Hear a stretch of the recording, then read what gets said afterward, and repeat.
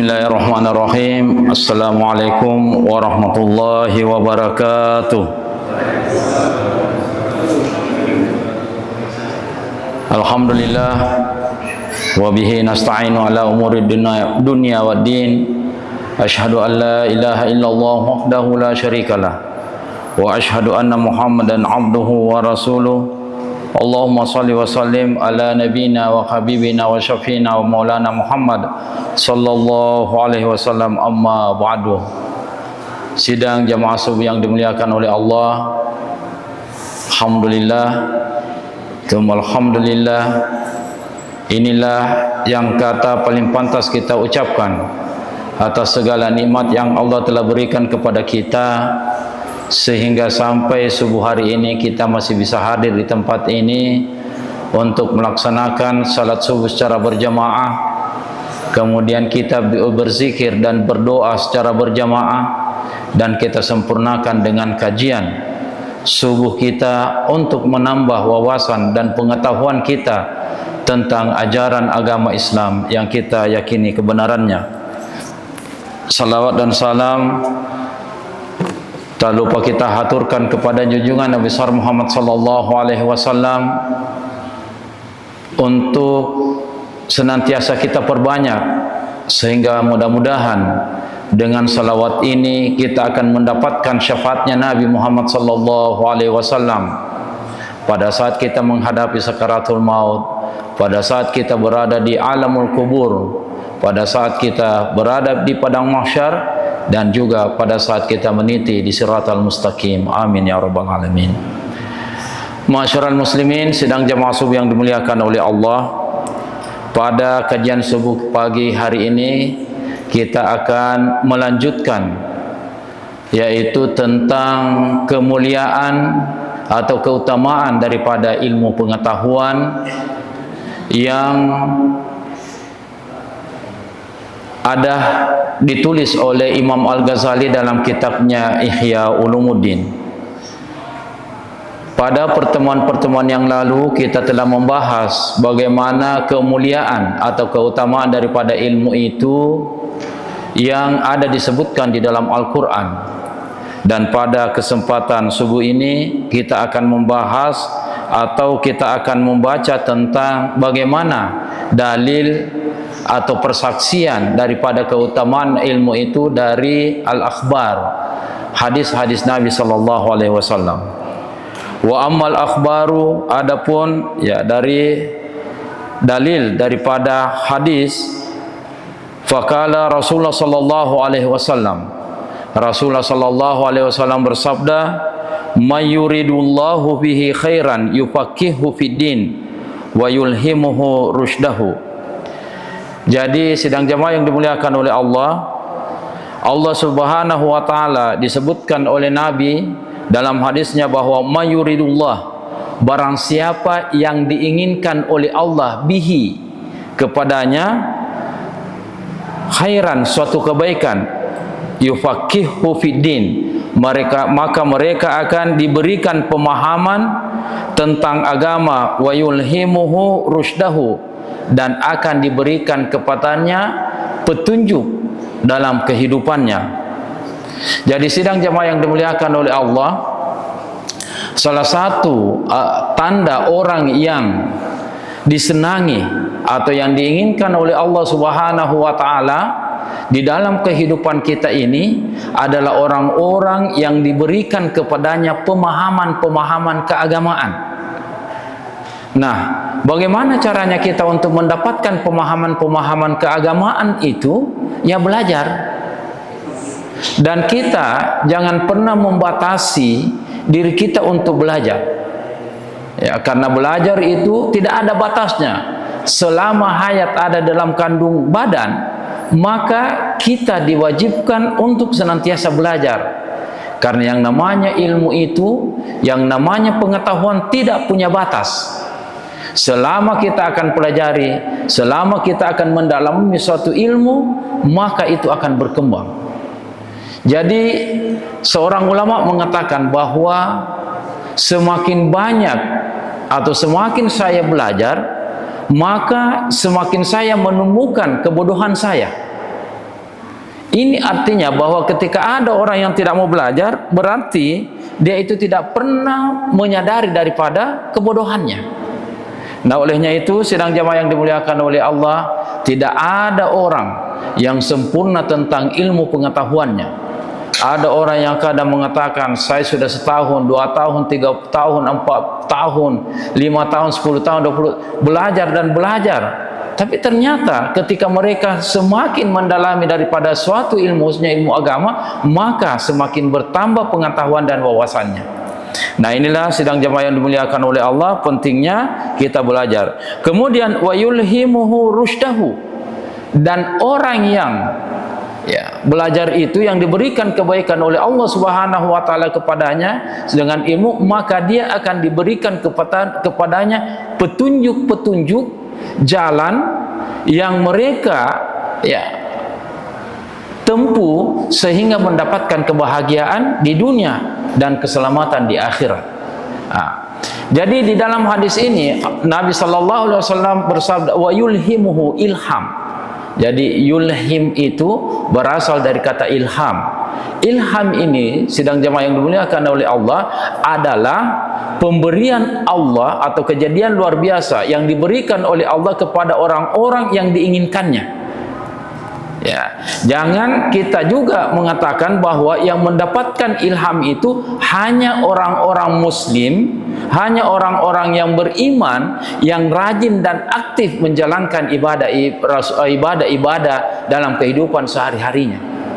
Tapi banyak orang yang kadang, kalau kita lihat aktivitas sehari-harinya, jangankan salat Jumat, melaksanakan atau hadir saja dalam melaksanakan Idul Fitri dan Idul Adha yang dilakukan hanya 2 kali dalam setahun, mereka tidak pernah ina sengete maka danamu tengah nama siji ede itu nisengi.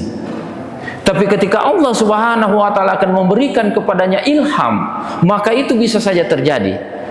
Inilah yang biasanya nasangete makada dalam bahasa Bugis kita disebut dengan ifal laleng. Dia mati suri. Pada saat dia mati suri, orang kita melihatnya dia sudah meninggal, dan juga dia merasakan dirinya meninggal. Ternyata ifal laleng nih. Mereka diangkat, dia itu diangkat, diperjalankan, dia melihat bagaimana siksaan-siksaan orang yang ada di neraka, kemudian bagaimana orang yang sholat dan mendapatkan nikmat sehingga dia dimasukkan ke dalam surga, dan banyak kenikmatan yang dia ceritakan, yang mana cerita-cerita tersebut kita tidak tahu dari mana dia dapat ilmu-ilmu yang dia ceritakan itu. Ternyata setelah dia sadar, dia bercerita. Nah, orang-orang yang seperti inilah sidang jamaah yang dimuliakan oleh Allah, termasuk orang-orang yang diinginkan dan dicintai Allah, sehingga dia diberikan kepadanya ilham, dan setelah itu dia aktif lagi aktif dan bertobat untuk menjalankan perintah-perintah Allah dan menjauhi larangan-larangannya. Nah, itulah sehingga kita sebagai seorang muslim tidak boleh saling memandang enteng. Siapa tahu kau, mana bisa kau masuk surga, pasti kau masuk neraka. Surga dan neraka sidang jamaah yang dimuliakan oleh Allah Subhanahu wa taala adalah dari rahmatnya Allah Subhanahu wa taala. Kita coba ingat cerita seorang pelacur ketika memberikan minuman kepada seekor anjing, karena Allah memberikan kepadanya ilham sehingga dia dengan ikhlasnya memberikan minuman kepada anjing yang sangat haus. Dengan demikian Allah dengan pahalanya Allah memberikan jaminan masuk ke dalam surganya Allah Subhanahu wa taala. Nah, inilah termasuk daripada bahagian yang dimaksud dengan ilham, yaitu pemberian Allah Subhanahu wa taala kepada orang-orang yang diinginkan, sehingga orang tersebut bisa mendapatkan keselamatan di dunia dan keselamatan di akhirat. Kemudian dalil yang lain yang membicarakan tentang keutamaan ilmu, kala Rasulullah sallallahu alaihi wasallam, Rasulullah sallallahu alaihi wasallam bersabda, al ulama'u warathatul anbiya. ulama itu, orang-orang yang alim, orang-orang yang berpengetahuan adalah warasatul anbiya, para pewaris nabi. Wa ma'lumun annahu la rutbata fawqa nubuwah, dan tidak sudah diketahui bersama bahwa tidak ada lagi tingkatan di atas tingkatan kenabian, wala syarafa fawqa syarafil wiratha, dan tidak ada kemuliaan di atas kemuliaan kewarisan, litilka rutbah, dari tingkatan kenabian itu. Jadi sidang jamaah yang dimuliakan oleh Allah, Imam Al-Ghazali membagi tingkatan orang mukmin itu kepada 3 bahagian. Yang pertama ada namanya awam, orang umum, orang khas, ya, seperti kita-kita ini, ya, yang kita punya pengetahuan, yang kita punya kesadaran menjalankan perintah, sekedar menjalankan, tapi belum tentu kita memahami dengan benar apa yang kita jalankan. Yang penting, ya, prinsip kita jalankan saja. Ya, kita, karena ini adalah perintah Allah maka kita jalankan, ini larangan Allah maka kita tinggalkan. Ya, itulah orang awam. Nah, kemudian yang kedua ada namanya orang, ada tingkatan khawas. Ini tingkatan kedua. Ini biasanya tingkatan, ya, orang yang berilmu pengetahuan, ulama dalam fikih, kemudian dalam tasawuf disebut dengan wali. Tingkatan-tingkatan yang seperti ini adalah tingkatan yang kedua, yang mana mereka ini ketika melaksanakan perintah-perintah Allah memang sudah memahami daripada maksud dan tujuan daripada perintah-perintah itu. Ya, nasangete makada mas sempajang ina runtuk metoni liset na sempajangnya. Mak jama tasik di jama-jama memang nafahan di si mama deceng iro jama-jamange. Itulah khawas. Kemudian yang ketiga ada khasul khawas. Ya, ini yang lebih khusus lagi. Siapakah itu? Adalah tingkatan para nabi dan rasul. Nah, sidang jemaah yang dimuliakan oleh Allah, di sini Nabi sallallahu alaihi wasallam mengatakan bahwa al ulama'u warathatul anbiya. Jadi karena tidak ada lagi sekarang nabi dan rasul, makanya tingkatan di bawahnya itu adalah khawas. Ya, itulah ulama, itulah para wali. Dan ulama para wali inilah adalah pewaris daripada nabi dalam mengembangkan ajaran agama Islam, dalam berdakwah, ya, dalam memberikan penjelasan-penjelasan tentang hakikat, ya, perintah-perintah Allah dan hakikat tentang larangan-larangan yang dilarang oleh Allah Subhanahu wa taala dalam ajaran agama kita. Inilah kata Nabi adalah para pewaris nabi. Nah, inilah menurut Imam Al-Ghazali bahwa ketika kita berbicara masalah kemuliaan, kemuliaan yang paling tinggi adalah kemuliaan khasul khawas, nabi dan rasul, dan mereka ini mendapatkan jaminan masuk surga dan dijauhkan dari api neraka. Nah, ada yang menjadi pewaris mereka itu. Siapa? Adalah al-ulama yang mempunyai banyak ilmu. Ya, pada pembahasan yang lalu kita telah membahas bahwa yang dimaksud dengan ulama di sini bukan hanya ulama-ulama yang memahami tentang agama, tetapi juga ulama-ulama yang memahami tentang ilmu-ilmu selain daripada ilmu agama. Ya, jadi, ya, sidang jamaah yang dimuliakan oleh Allah, kalau di Mesir, ya, kalau di Mesir itu ulama-ulama, apakah dia seorang dokter atau dia seorang arsitektur atau dia mempunyai spesialisasi dalam keilmuan. Nah, kemudian dia mencoba mengkaji kebenaran tentang ilmu-ilmu yang dia ketahui tersebut dan hubungkan dengan Al-Quran. Maka disitulah mereka dapat membuktikan daripada kebenaran-kebenaran apa yang ada di dalam Al-Quran dan sunnah-sunnah Nabi Sallallahu Alaihi Wasallam. Di Barat pun demikian. Ya, banyak orang yang meragukan tentang apa istilahnya ilmu dan teknologi, sains. Ya, ketika misalnya kita berbicara masalah kedokteran. Kedokteran menemukan bahwa yang namanya proses kehidupan di dalam rahim seorang ibu misalnya, ya, awalnya dia hanya setitik air, yang disebut dengan air mani kemudian bertemu dengan ovum dan terjadilah pembuahan, dan setelah terjadi pembuahan di bulan pertama segumpal darah menjadi segumpal daging, kemudian dia berbentuk tengkorak, kemudian ternyata ini yang ditemukan oleh kedokteran. Nah, kemudian dia ingin membuktikan, ternyata di dalam Al-Qur'an, dalam suratul Mukminun ayat 12 sampai 14, di sana dibuktikan bahwa ternyata proses penciptaan manusia itu persis sama dengan kejadian-kejadian realitas yang dialami seorang perempuan ketika dia hamil.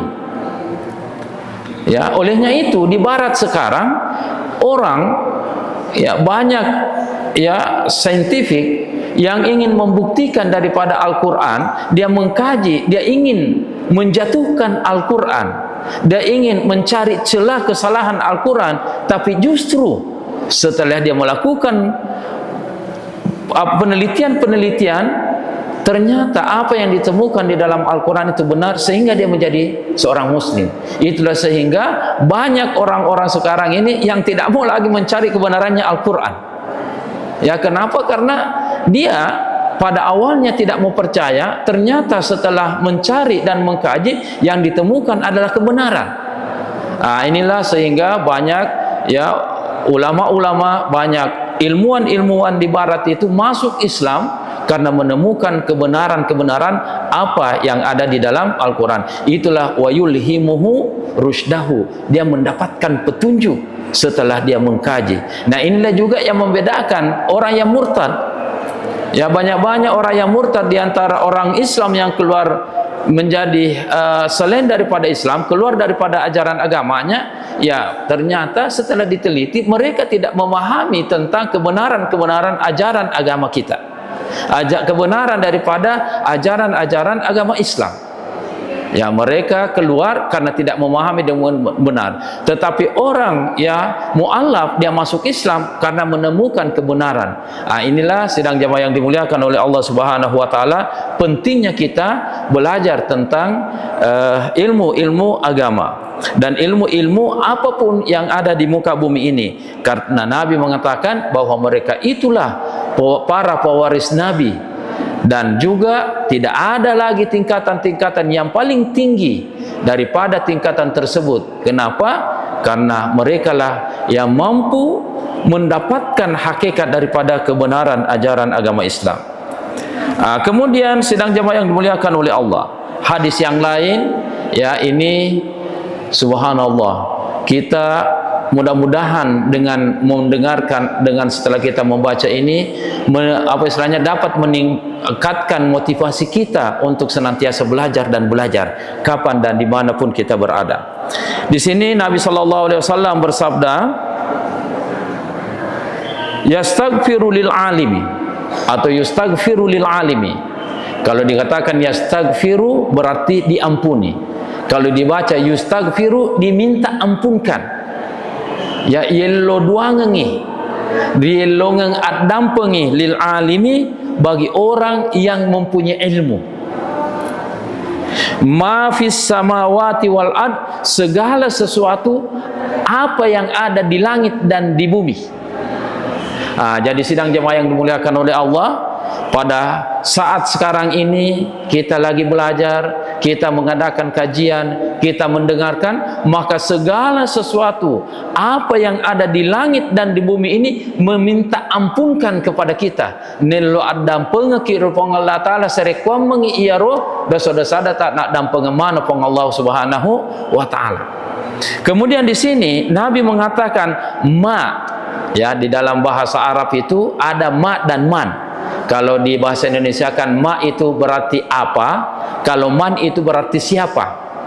Ini sangat pemahamannya itu sangat penting kita pahami, kita ketahui. Kenapa? Karena itu implikasi dari pemahamannya itu sangat-sangat besar. Kalau ma artinya segala sesuatu yang ada tapi tidak bernyawa. Ya, jadi semua benda yang tidak bernyawa itu berarti ma. Kalau man itu berarti segala sesuatu yang bernyawa. Nah, ketika bahasa Arab mempergunakan ma, itu meliputi segala sesuatu yang bernyawa dan tidak bernyawa. Coba kita perhatikan bagaimana sidang jamaah yang dimuliakan oleh Allah, kemuliaan orang-orang yang berilmu itu, yang mempunyai ilmu alim, ya, adalah diminta ampunkan oleh segala sesuatu yang ada di langit dan yang ada di bumi, tanah, planet, kemudian tembok, kemudian batu, pasir, semuanya itu mendoakan kepada kita agar apa yang kita lakukan itu atau dosa-dosa kita yang kita telah lakukan akan dia meminta ampunkan kepada Allah Subhanahu wa taala, semoga diampuni dosa kita. Wa ayyu mansabin yazidu ala mansabi, dan tidak ada lagi jabatan daripada jabatan yang paling tinggi, yaitu man tastagilul malaikatus samawati wal ard bil istighfari lahu. Ya, tidak ada lagi pekerjaan yang paling tinggi daripada pekerjaan para malaikat yang senantiasa mendoakan kita, yang senantiasa meminta ampunkan kepada kita agar dosa-dosa kita diampuni oleh Allah Subhanahu wa taala. Nah, inilah sidang jamaah yang dimuliakan oleh Allah, salah satu di antara sekian banyak keutamaan-keutamaan kita menuntut ilmu, ya. Dan menuntut ilmu itu bisa saja secara berkelompok seperti sekarang ini, ataupun kita belajar secara mandiri. Masyarul muslimin, sidang jamaah yang dimuliakan oleh Allah Subhanahu wa taala.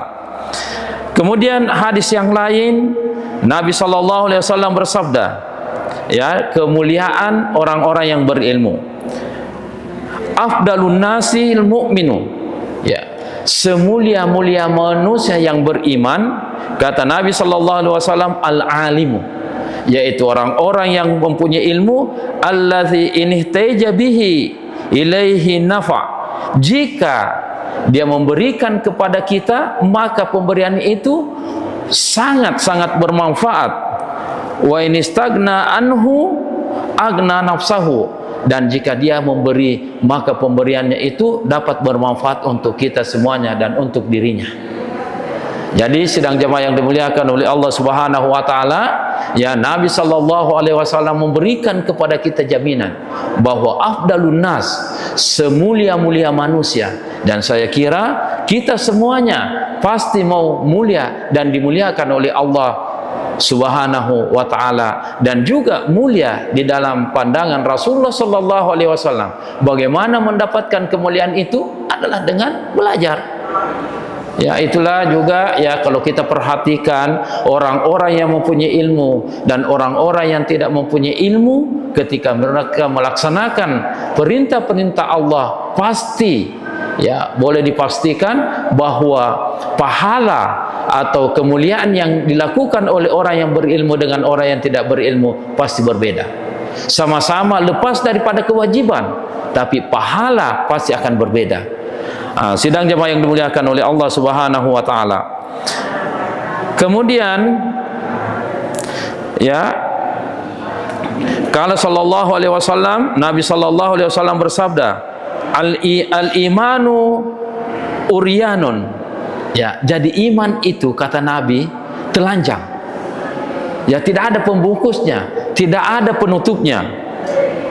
Nah, bagaimana untuk menutupi? Walibasuhu taqwa. Jadi pakaian daripada iman itu adalah takwa, menjalankan perintah Allah dan menjauhi larangannya.